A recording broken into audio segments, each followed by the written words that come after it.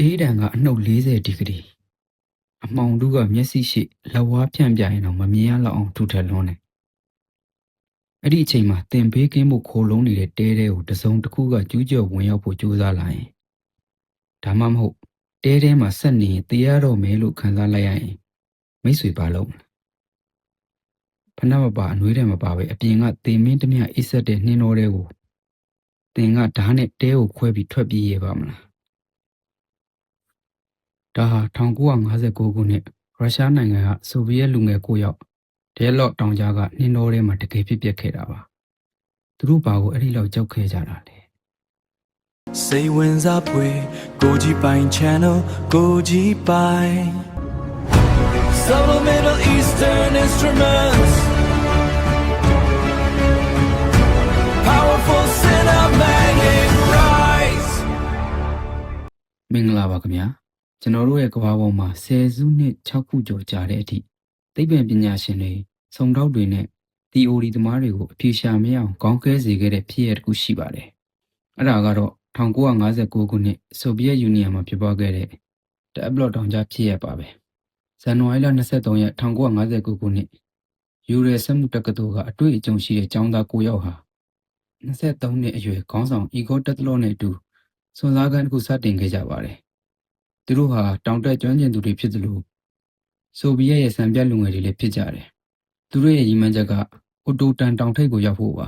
ထူးဆန်းတာကအဲ့ဒီဒေသခံမန်စီလူမျိုးစုတွေရဲ့ဘာသာစကားအရအိုတိုတန်ဆိုတာဟိုဘက်ကိုမသွားနဲ့လို့အဓိပ္ပာယ်ရပါတယ်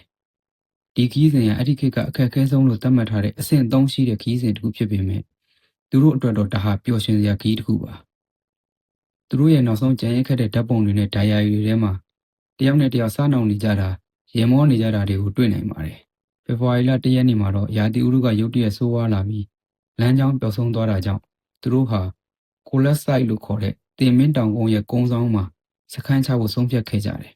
တကယ်တော့သူတို့ဟာတောင်အောက်ကိုတမိုင်လောက်ဆင်းလိုက်ရင်တစ်ပင်တအုပ်ရှိတဲ့ဘေးကင်းရာကိုရောက်နိုင်ပေမဲ့ဓာတ်တလော့ကအမြင့်မှာပဲစခန်းချဖို့ဆုံးဖြတ်ခဲ့တာဟာပထမဆုံးအမှားလားဆိုတာညှင်းခုန်စရာပါပဲအဲ့ဒီညမှာသူတို့ညစာစားတယ်ဒိုင်ယာရီရေးကြတယ်အေးအေးဆေးဆေးအိပ်ဆက်ဖို့ပြင်ဆင်ကြတယ်အဲ့ဒီနောက်ပိုင်းမှာအားလုံးဟာထာဝရတိတ်ဆိတ်သွားခဲ့ပါတော့တယ်ဖေဖော်ဝါရီ12ရက်နေ့မှာသူတို့ Telegram ရိုက်ပြီးအကြောင်းကြားမှာဖြစ်ပေမဲ့ဘာသတင်းမှမကြားရတော့ပါဘူးရက်ပေါင်း20ကျော်ကြာတဲ့အထိအဆက်အသွယ်ပြတ်တော့သွားတဲ့အခါမိသားစုတွေကစိုးရိမ်လာခဲ့ကြပါတယ်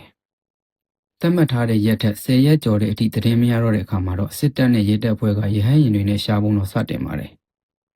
ဖေဖော်ဝါရီ26ရက်နေ့မှာတော့ကယ်ဆယ်ရေးအဖွဲ့တွေကသူတို့ရဲ့တဲကိုရှာတွေ့ခဲ့ပါတယ်ဒါပေမဲ့မြင်ကွင်းကအလွန်ထူးဆန်းနေပါတယ်တဲဟာအထဲမှာလူမရှိတဲ့ဟောင်းလောင်းကြီးဖြစ်နေပြီးတဲကိုအပြင်ကနေဖျက်ဆီးထားတာမဟုတ်ဘဲအထဲကနေဓာတ်နဲ့အတင်းခွဲထွက်သွားတာကိုတွေ့ရပါတယ်အထဲမှာဖနက်တွေအနှွေးတွေအကောင့်တိုင်းရှိနေပေမဲ့လူတွေကတော့အပြင်ဘက်နှင်းတော်တဲကိုခြေပလာနဲ့ဒါမှမဟုတ်ခြေအိတ်တစ်ဖက်ထဲနဲ့ထွက်ပြေးသွားခဲ့ကြတာပါတဲကနေတမိုင်လောက်ဝေးတဲ့တစ်ပင်ကြီးတစ်ပင်အောက်မှာပထမဆုံးအလောင်း2လောင်းကိုတွေ့ရပါတယ်ယူရီခရီဗိုနက်ရှန်ကိုနဲ့ယူရီဒိုရီရှန်ကိုသူတို့ဟာအတွင်းကနေပဲဝတ်ထားပြီးမိဘုံလေးတစ်ခုပေးမှအိတ်ခဲတေဆုံးနေတာပါသူတို့ရဲ့လက်ချောင်းတွေဟာတစ်ကိုင်းတွေကိုအသေးအတန်ဆွတ်တက်ဖို့ကြိုးစားရင်းအသားတွေလန်ထွက်နေပါတယ်တစ်ပင်အမြင့်9မီတာလောက်အထိအကိုင်းတွေကျိုးနေတာကြောင့်သူတို့ဟာတစုံတစ်ခုကိုကြောက်လို့အပေါ်ကိုတက်ပြေးခဲ့ကြတာလားဒါမှမဟုတ်တဲစီကိုလှမ်းကြည့်ဖို့ကြိုးစားခဲ့ကြတာလားအဲ့ဒီနောက်တဲနဲ့တစ်ပင်တန်းတွေကြားမှာဒိုင်ယာလော့အပါဝင်နောက်ထပ်အလောင်း3လောင်းကိုထပ်တွေ့ကြပါတယ်သူတို့ရဲ့ပုံစံတွေကတဲစီကိုအသေးအတန်ပြန်သွားဖို့ကြိုးစားနေရင်လဲကျတည်ဆုံးသွားတဲ့ပုံစံမျိုးပါဒါဟာရိုးရိုးအေးမိတည်ဆုံးတာလို့ထင်ရပေမဲ့နောက်ထပ်2လအကြာနှင်းတွေအရေးပြောခြင်းမှာရှာတွေ့ခဲ့တဲ့ကြံတဲ့4လောင်းကတော့တကဘာလုံးကိုတုံလုံးစေခဲ့ပါတယ်သူတို့4ယောက်ရဲ့ဒဏ်ရာတွေကအပြင်ပန်းမှာဘာမှမရှိဘဲအတွင်းပိုင်းမှာဥပေါင်းခွန်တွေကြေမွနေပြီးရင်ပတ်ရိုးတွေစုပ်ပြတ်တက်နေအောင်ကျိုးနေတာပါဆရာဝန်တွေကဒါဟာလူသားတယောက်ရဲ့အားနဲ့မလုံနိုင်ဘူးကားတိုက်ခံရတဲ့အချိန်မျိုးနဲ့တိုက်ခိုက်ခံရတာလို့ဆိုပါတယ်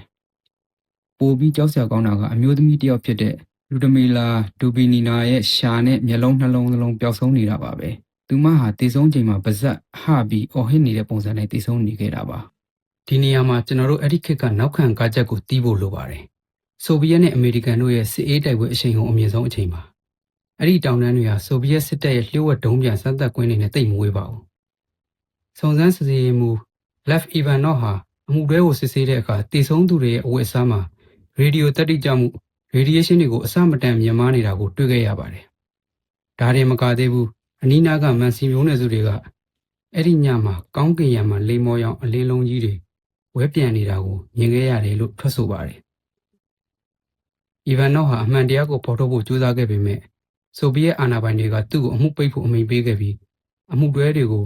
လျှို့ဝှက်အဖြစ်တင်စီထားပါတယ်။အစိုးရရဲ့တရားဝင်ထုတ်ပြန်ချက်ကတော့မတွန်းလှန်နိုင်သောသဘာဝအင်အားတစ်ခုကြောင့်တည်ဆုံးရခြင်းဆိုပြီးအကျဉ်းချုပ်ထုတ်ပြန်ခဲ့ပါတယ်။ဒီဖြစ်နဲ့ပတ်သက်ပြီး theory တွေအများကြီးရှိပါတယ်။ Carbon Border Strait တောင်ကုန်းရဲ့ပုံစံကြောင့်လေတိုက်တဲ့အခါလူတွေရဲ့နားနဲ့မကြားနိုင်တဲ့အနှိမ့်ဆုံးအတန်လိုင်း infrasound တွေထွက်ပေါ်လာပြီးလူကိုယူသွတ်စေတာကြောက်လန့်တကြားဖြစ်စေတာမျိုးပါ။ဒါကြောင့်သူတို့တဲကိုခွဲပြီးထွက်ပြေးကုန်တာလို့တချို့ကယူဆကြပါတယ်။2020ခုနှစ်မှာထွက်ပေါ်လာတဲ့ theory က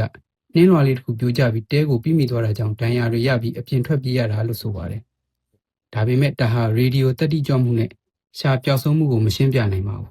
။ဒေသခံတွေရဲ့အယူဆအရဒဏ္ဍာရီတဲကနှင်းလူသားကသူတို့နေမြေကိုကျူးကျော်လို့တပ်ဖြတ်တာလို့ယူဆသူတွေလည်းရှိပါတယ်။ဒီဖြစ်ဟာနိုင်ငံရေးအရာဖုံးကွယ်မှုတွေရှိနေတာလား။ဒါမှမဟုတ်အဲ့ဒီအချိန်ကဆိုဗီယက်ရဲ့ထိပ်တန်းလျှို့ဝှက်လက်နက်တစ်ခုဖြစ်တဲ့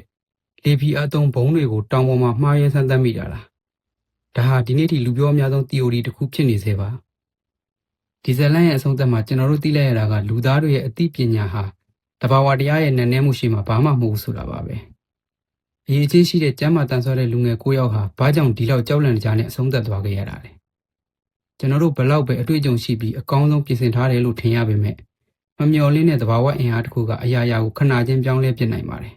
။သူတို့ရဲ့နောက်ဆုံးဓာတ်ပုံတစ်ခုမှာထူးဆန်းတဲ့အလင်းတန်းတစ်ခုကိုတွေ့ရပါတယ်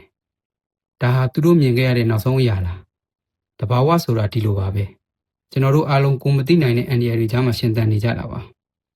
တခါတလေမှာကျွန်တော်တို့အကောင်းဆုံးပြင်ဆင်ထားတယ်လို့ထင်ရတဲ့အခြေအနေမှာတော့မမျှော်လင့်ပဲသဘာဝအင်အားတစ်ခုကအရာရာကိုပြောင်းလဲပြစ်နိုင်ပါတယ်။သင်တို့ရောဘယ်လိုထင်လဲ